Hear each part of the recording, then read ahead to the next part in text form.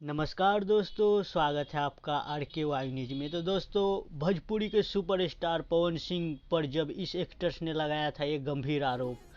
पवन सिंह आज ही अपना 25वां जन्मदिन मना रहे। उसका जन्म आज ही के दिन यानी 5 जनवरी साल 1986 में बिहार के आरा में हुआ था।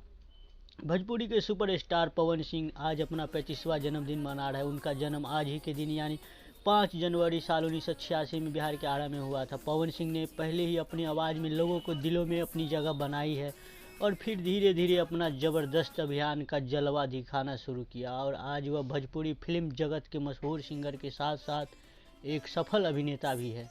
आपको बता दूं दोस्तों कि पवन सिंह पिछले 15 सालों से भोजपुरी इंडस्ट्री में सक्रिय है और आज उनकी पहचान दुनिया भर में हो चुकी है। उनके गाने और फिल्मों के वीडियो दुनिया भर में पसंद किए जाते हैं। इस वजह से उनके वीडियो आए दिन सोशल मीडिया पर वायरल होते ही रहते हैं। आपको बता दूं दोस्तों कि एक समय ऐसा था जब भोजपुरी फिल्म में पवन सिंह और अक्षरा सिंह की जोड़ी को बेहद पसंद किया जाता था। भोजपुरी बॉक्स ऑफिस पर इन दोनों की फिल्में हमेशा हंगामा मचाती रहती थी। इस वजह से इन दोनों के साथ कई फिल्में में काम किया है। आपको बता दूं दोस्तों कि एक वक्त ऐसा भी आया था जब फिल्म निर्देशक की पहली पसंद की पवन सिंह और अक्षरा सिंह की जोड़ी ही बन गई थी। यहाँ तक कि इंडस्ट्री में भी इन दोनों के बीच अफेयर की भी खबरें भी तुल पकड़ी हुई थी। लेकिन अचानक साल 2019 में पूरा खेल बदल गया था।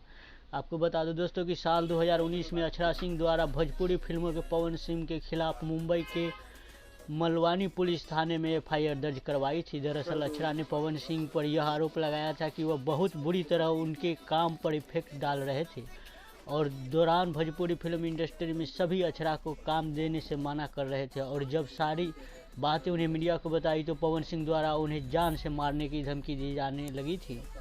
आपको बता दूं दोस्तों कि अक्षरा ने पवन सिंह पर यह भी आरोप लगाया था कि सोशल नेटवर्किंग साइट्स पर उनकी अश्लील तस्वीरें बनाकर वायरल करवाई गई है और उसी पर भद्दे भद्दे कमेंट्स करवाए गए हैं। इन्हीं सारी चीज़ों से तंग आकर अक्षरा ने थाने में एफआईआर दर्ज करवाई थी।